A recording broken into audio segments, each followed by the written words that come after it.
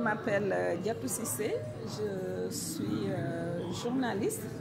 Je suis ici en tant que modératrice d'un atelier qui porte sur un thème fort à propos, liberté de presse, désinformation à l'ère du numérique, comment lutter contre les fake news. Je pense d'abord qu'il faut partir du principe que les fake news ne constituent pas seulement l'affaire de la presse. C'est un problème qui interpelle toute la société. C'est un problème mondial, hein, la problématique des fake news. Mais en ce qui concerne la presse, c'est sûr que nous, on est doublement impactés parce que les fake news nous menacent dans ce qui fonde même notre essence. C'est la crédibilité, parce que quand l'information n'est plus crédible, le journaliste n'est plus crédible. Maintenant, comment on peut lutter contre les fake news? Je pense que c'est ressorti dans les débats. Il faut qu'on retourne un peu dans nos fondamentaux. Cela suppose qu'on puisse s'éloigner un peu de cette course effrénée vers le scoop qui est très souvent antinomique avec le recul, le temps de pause nécessaire pour digérer les informations et recouper ses sources. Donc il faut qu'on retourne à nos fondamentaux qui rejoignent la collecte, le recoupement des sources, le traitement de l'information, la sollicitation de notre libre arbitre, mais de notre sens de la responsabilité dans qu'est-ce qui est diffusable et qu'est-ce qui n'est pas diffusable. Peut-être aussi, il y a un aspect qu'il faut peut-être approfondir davantage. Je sais que dans une école comme le CESTI, l'éthique et la déontologie, je pense qu'elle est enseignée. Mais je pense qu'il faut que ce soit de véritables modules.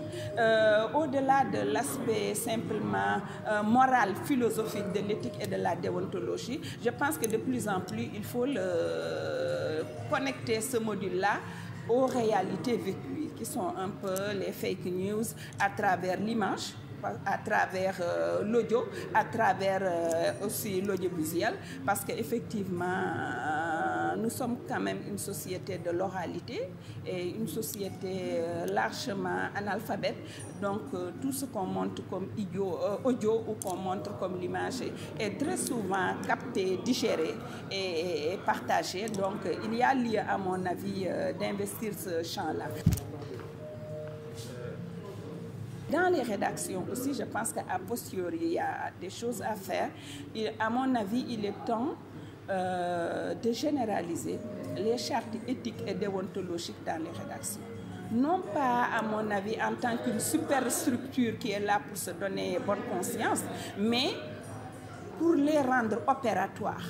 Les rendre opératoires, c'est créer les conditions pour que les journalistes soient dans les conditions optimales dans leur travail de terrain, qu'ils puissent se déplacer de façon décente, qu'ils puissent avoir des primes de panier pour manger à l'heure et qu'ils soient préservés de plus en plus de cette mauvaise manie d'attendre, par exemple, le transport qui impacte fortement un peu l'image du journaliste. Voilà un peu pour ce qui relève des aspects éthiques et déontologie, ce que moi, de ma perspective, je vois un peu comme solution.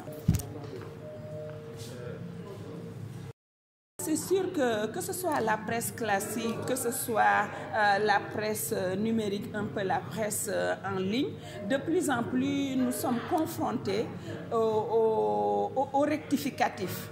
Je pense que on a beau faire des rectificatifs, on a beau faire de notre mea culpa, quelque part aussi ça nous dessert. Donc le contrôle a posteriori, il faut le faire. Maintenant, c'est sûr que la presse classique, dans son expression classique, le journal, particulièrement la radio, la télévision, nous sommes quand même bousculés parce que pendant qu'on recoupe l'information, pendant qu'on traite l'information, vous avez des gens, entre guillemets, parfois des francs-tireurs même, qui sont en train de diffuser en live, ce qui nous met quand même une pression parce que la fraîcheur de l'information nous interpelle tous. Mais peut-être qu'il faudra qu'on revienne à plus de sérénité pour nous rendre compte que le scoop n'est pas toujours compatible. La recherche effrénée du scoop n'est pas toujours compatible avec la rigueur et le travail du journaliste est forcément fondé sur la rigueur.